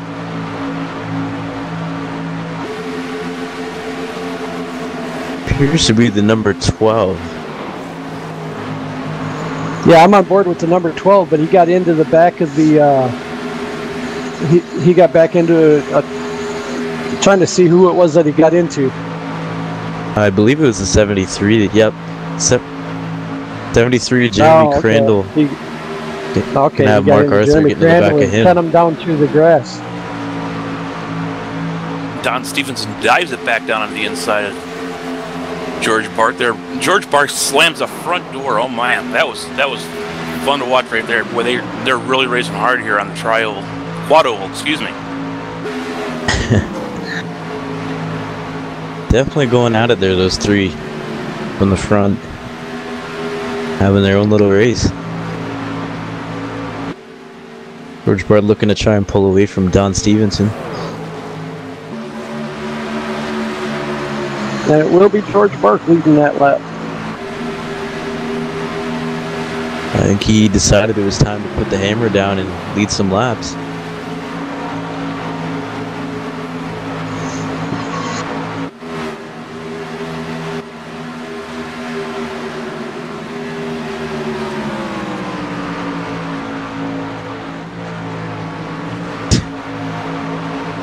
We got Colton Burke here trying to catch up with this small pack. Looking to gain some positions here. He's back in the 28th position. Obviously a little bit of fighting going on back here. Some guys obviously struggling with the tire game and needing some new shoes. A lot more green flag racing here. Yeah, and don't look now, but here comes that 88. He's on a mission to avenge his mistake he made last week, and he's definitely got to go in there. He is in third place. I think if he holds this inside line here down below George Burke, I think looks like Don is going to pass him, pass for the lead, and I think Michael's just going to follow him in his tire tracks there and go right on by with him. George Burke and Don Stevenson going to go side by side in turn 1 and 2, getting real close to each other. George Burke going to win that fight in turn 1 and 2. Don Stevenson going to get a good run on him on the inside, and George is going to pass him. Going into 3 and 4, Don's looking to go on the inside. George obviously staying a little high there. Looks like Churchman's going to get tucked right in behind Don Stevenson here. Give him a push him out towards the lead there. Yep, they made contact there. They're definitely trying to fight there. George Burke going a bit high. It looks like Michael's trying to... Oh, no. Thought he was going to try to get in between them, but no, it did not happen. This track is not anything like last week's race where they couldn't run the outside. This track, they're actually able to run the outside lane a little bit more, and George Burke just proving that here as he pulls back out to the lead. Ooh, they're going 3 wide. They're going 3 wide in. 3 wide. George Burke's going to win that fight. He's going to back off. He's going to pull back up and behind George. He didn't like the idea of going 3 right there in the tri-oval, quad oval. I'll get it right one of these times. I can imagine. They're getting. I guarantee that was getting pretty nerve-wracking there going 3 wide in the quad oval. Or as Car would say, the tri-oval.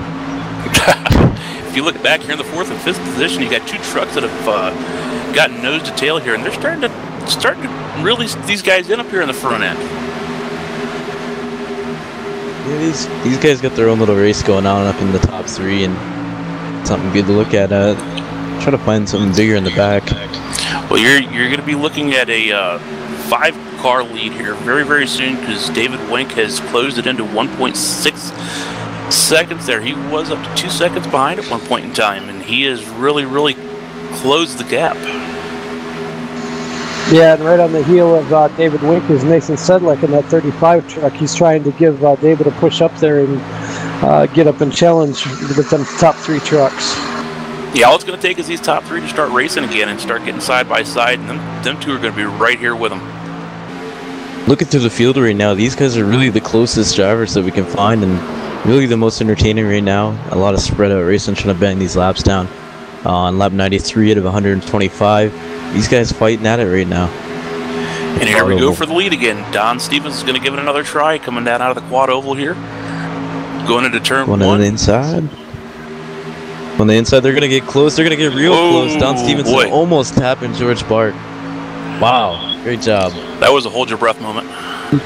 This is some really good racing, guys. I hope you guys are watching, because this is fun. This is what it's all about. This is racing. These 3 guys really trying to put on a show. Don Stevenson's going to catch that draft and try to come up and make a move, obviously. Really favoring the inside from what I've seen so far. George riding that middle line 9 times out of 10.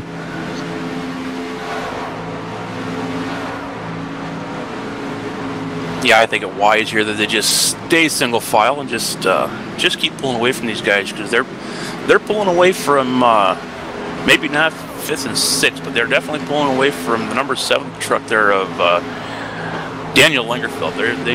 He has fallen back to 5 seconds behind the lead.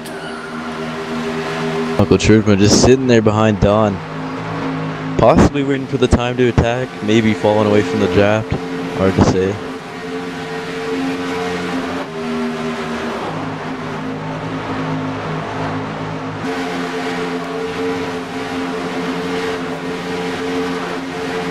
And we're going to take you guys to a commercial real quick. We will be back shortly. Stay tuned.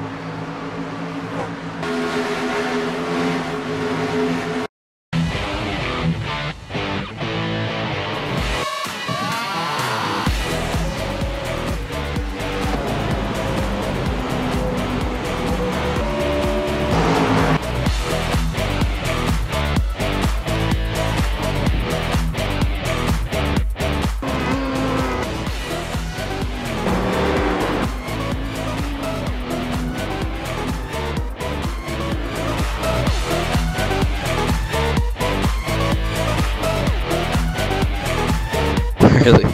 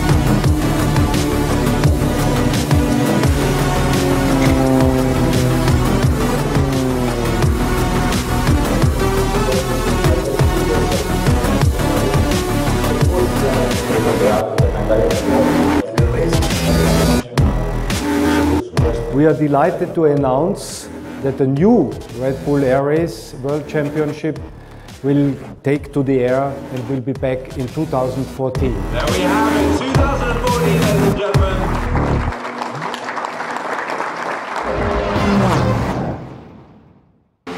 Back. Welcome back, ladies and gentlemen. Resuming you guys back to some more action-packed racing here. Up in the top three, there was some good moves going on while the commercial was on. And we'll get you guys back into it here. Yeah, them first three trucks have been battling back and forth and really putting on a show for the fans. That's definitely, yeah, it's been fun watching. Looks like Don Stevens going to drop all the way back to third place now as George Burke and Michael Churchman get around him.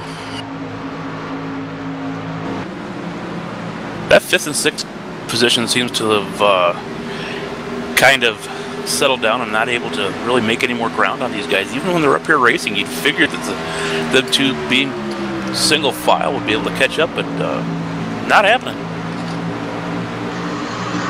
No, and we're definitely on the downside of things here. We're at a lap 104 of 125, so we only got 121 laps to, or I mean, we only got 21 laps to go. So we're definitely getting down to the end of it here. So dare I say we might be seeing green flag stops coming out here, guys. George Burke obviously having some sort of plan going on here. The Don Stevenson and Michael Churchman, they're going in and leaving George Burke alone. Let me add to George. Sir, you go ahead. I was just going to say this is the first time we've seen green flag stops today. Let's see how this plays out here. Yeah, you know, George Burke, our leader, is pulling into the pits. Yeah, George Burke and Jeremy Crandall have a really good strategy. They really work them together. I know a good amount about their strategies, and they usually have it down, and they do a good job of it. I'll go ahead and stay with George here as he pulls it down into the pits.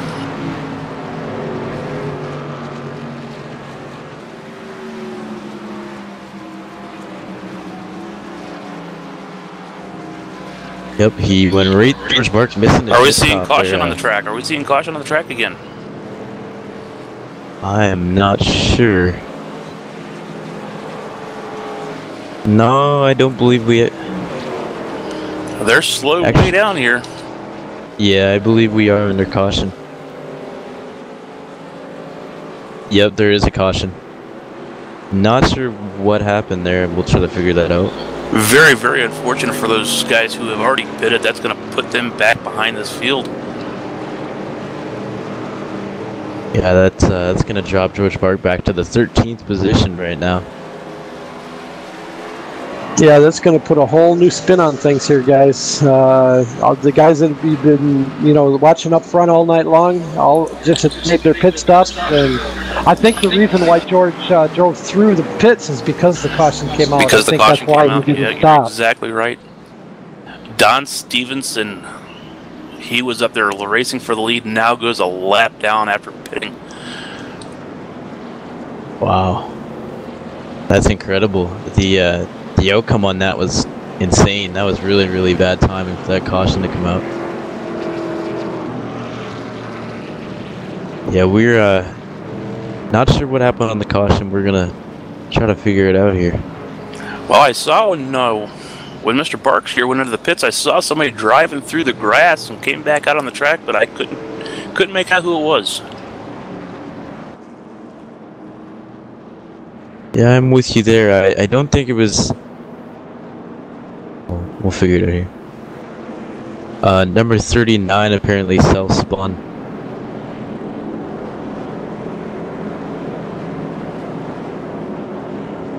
So let's get the pit stops out of the way here, and then we'll run down the top 10, and we'll tell you what's going to go on here, because we're going to have a whole new bunch of people up in the front. Agreed. I'm just trying to zone in on the number 39. Yeah, it was the 39. He got down on the apron there, coming off of 4, coming through the tri-oval just before start-finish line, and got loose, or just before the pit entrance there, got loose and spun it around, and just, basically did a 360 and kept going, but it did bring out the caution.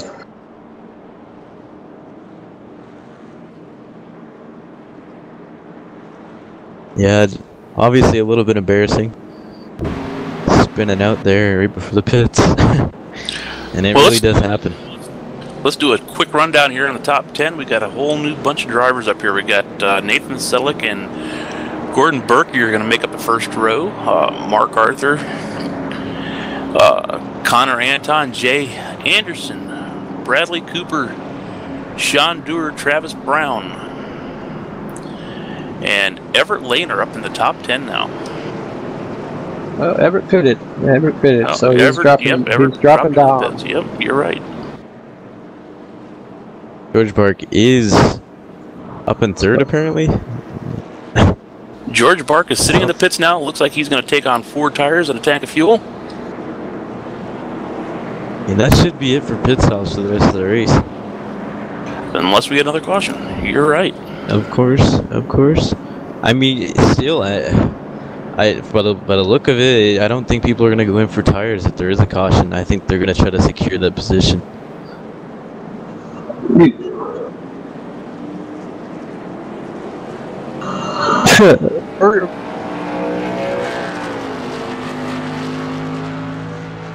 All right, this is the CORA 125, brought to you by Burke Painting and Sandblasting, Redwood Falls, Minnesota, where you get great work for a great price. You're curious as to who the owner is. It's Gordon Burke, currently racing in this race right now. Gordon Burke, he's sitting up here in the 4th position, as a matter of fact, driving the beautifully painted CORA truck. Looking like he just came in from the atmosphere, all fired up.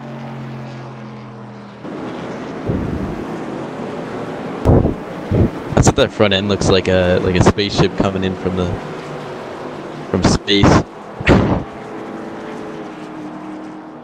Definitely a fan of that truck. Now they're all driving by the pace car. I wonder what happened there.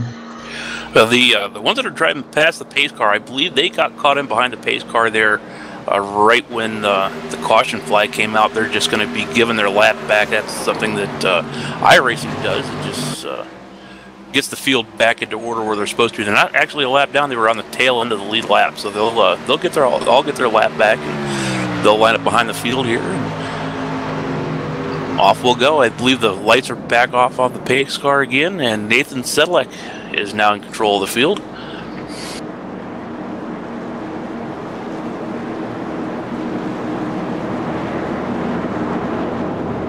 Taking a look at where Nathan Sedlick started out. 1 second. Nathan Sedlick, he started in the 12th position, as a matter of fact. There it is. Yep. Hanging out up there in the top 5. Yeah, he's been doing a great job. I've been kind of watching him as the pace car hits the pit road. And He's Nathan gonna put the Sedlick's hammer going to get a down good jump. and big jump in Sedlick. And Don Stevenson, he was kind of a beneficiary of that wave around, and went ahead and took that wave, and now he is back on the lead lap. Incredibly in 21st position. He's really going to have to fight back up there in these last 15 or so laps here. Well, in fighting he is. He almost got into the 3 truck and set the 3 truck up the track. Dominic Dieball is our last car in the lead lap at the moment. Sitting back there in the 27th position. Oh, there's a bunch of going on in the quad over right now, and they are going 3 wide. 3 wide again on the number 81 car. Don Stevenson obviously going to get out of that and proceed on to try and pass Jeremy Crandall. Connor Anton made that pass look like he meant it. He took the lead there off of turn 4 going into the quad oval. Almost said tri-oval again. So we got a new leader now, the 08 truck of Connor Anton now leading the race. Nathan Sedlick following close behind in second. Mark Arthur is now sitting in third. Gordon Burke sitting in 4th position. Martin Porter's in 5th, and John Pansula is up to 6th place in the 01 truck. George Burke, your previous leader before the caution, is back in 15th position, and there is a yellow flag now. Apparently we get word that it was the 53.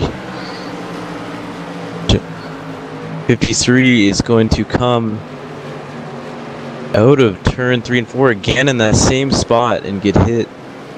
Let's see who that was beside him. Was it the number 39 comes down into the 53 and puts him into the infield.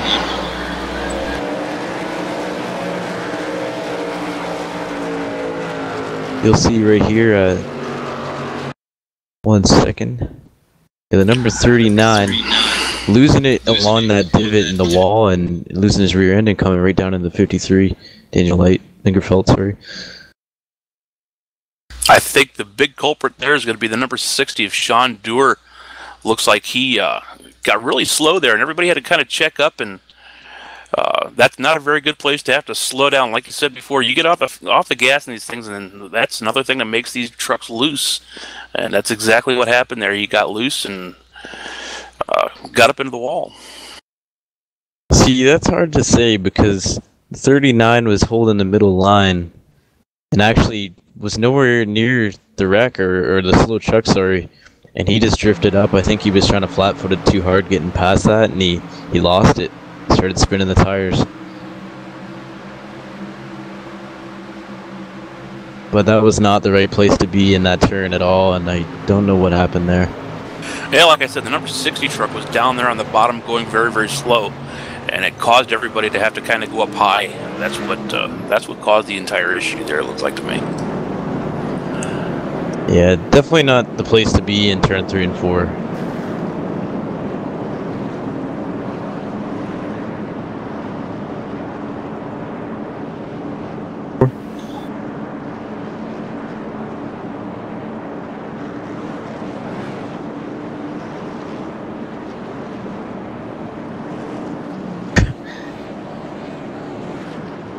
Run down the top 10 here again. We got Connor Anton, Nathan Sedlick, 1 and 2, Mark Arthur, Gordon Burke, Martin Porter, John Pansula, Jay Anderson, Bradley Cooper, Travis Brown, and James Brown are your top 10.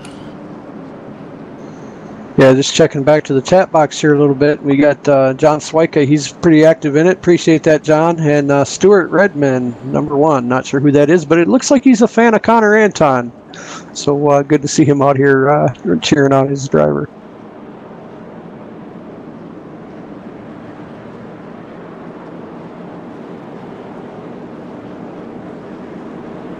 See George Burke and Jeremy Crandall side by side right now. teammates there.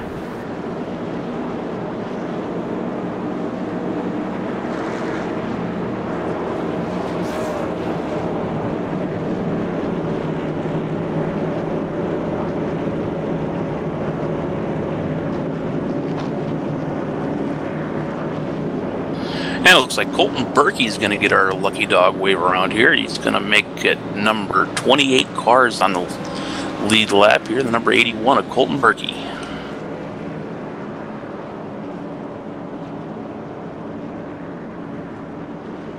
Coming up on 1 lap to go.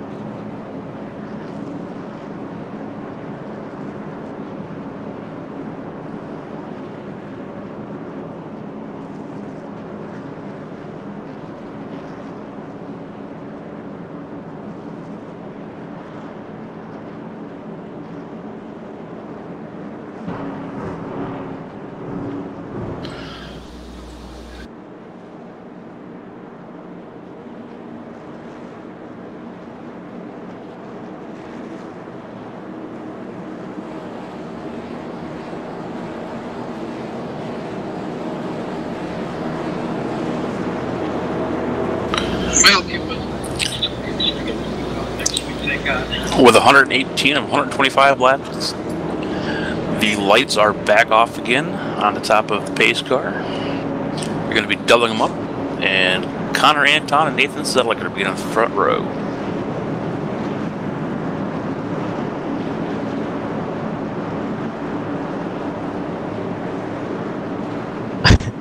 Hey, I'm Canadian too, so hopefully Anton's definitely gonna get him on an interview if he wins. I want to talk to my fellow Canadian. Connor Anton, your current leader.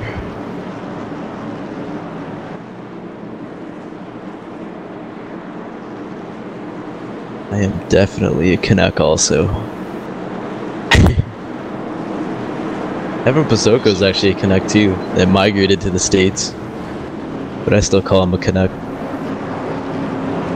And they're getting ready to see that pace car pull down into the pit lane here. Let's see what kind of start that Connor Anton can give us. And them get all tightened up here. Number 12 coming up into 35 a little bit. And the pace car is off. They're getting ready to go green here. Connor Anton is going to get another great start. Huge start. We're underway. 119 of 125. It's going to get real dicey here, ladies and gentlemen. Look forward to seeing some good racing. Yeah, all bets are off. Definitely anything can happen here. There was a big checkup in the back of the pack and forced everybody about 4 wide, but I think everybody got through it and got, saved it. But that was pretty close to another back-to-back caution. Ooh, the 79 in the wall. And then he hangs on. 79 now. A lot of damage to his rear and side there. 3 wide. 79. Going 3 wide with number 88 here, and they are going back into formation. Losing his position a bit. I think that damage is definitely playing a toll in what's going on there.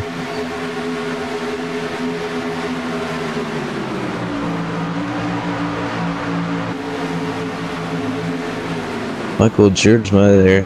Churdma, number 17 position here. Off and back pretty far from where he was originally. Yeah, I think the timing of that caution. I think the timing of that caution really hurt Don Stevenson. He's struggling back there now, trying to get up towards the front, but he's just run out of time.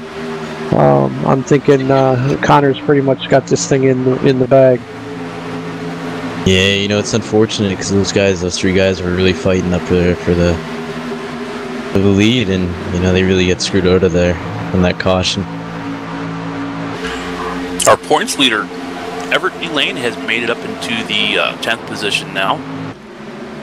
I was just about to say that, and Travis Brown, also one of my other shadow guys. 2 of them are actually up there now, so hopefully they prove me right. Everett driving one of our sponsor trucks here, the W&W Trucking, out of Sandwich, Illinois.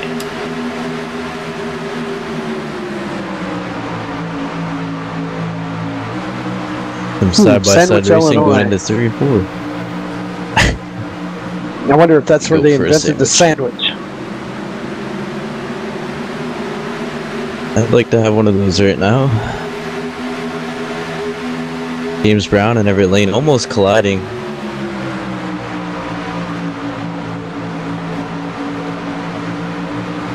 The Don Stevenson with their Everett Lane. And back up here to the front, Yeah, yeah. we have Connor Anton still leading this. Looks like he's going to bring this home in first position tonight. Good job, Connor, if he does bring it home. Oh, white flag is out. White flag is, yes, thank you, just getting ready to say that. We're getting ready to go. Connor looking like he is going to take it home. Connor getting a little bit squirrely there coming out of turn 2, heading down the back stretch, but he was able to hold on to it. It could happen right here. It's gonna get good. Nathan Sedlak and Mark Arthur fighting for it. And Connor Nathan Stevens Sedlak going to take second. Connor Anton wins the Sunday Money 125. Burke Painting and Sandblasting. We'll get with these other these drivers here real quick and get you interviews with them. Nathan Sedlak and Mark Arthur fighting for second there. Your top 3. Then we got Martin Porter, Gordon Berkey, Bradley Cooper, John Pansula, Jay Anderson, Mark McFadden, and Don Stevenson made it back up to 10th position.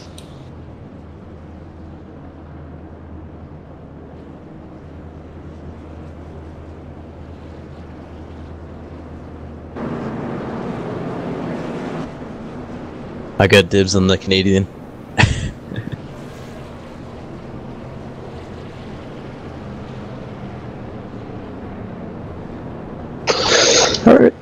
All right, we're gonna be back in just a few minutes with your post-race interviews. Thanks for watching, guys. The CORA Sunday Money Burke Painting and Sandblasting 125 from Charlotte. We will be right back.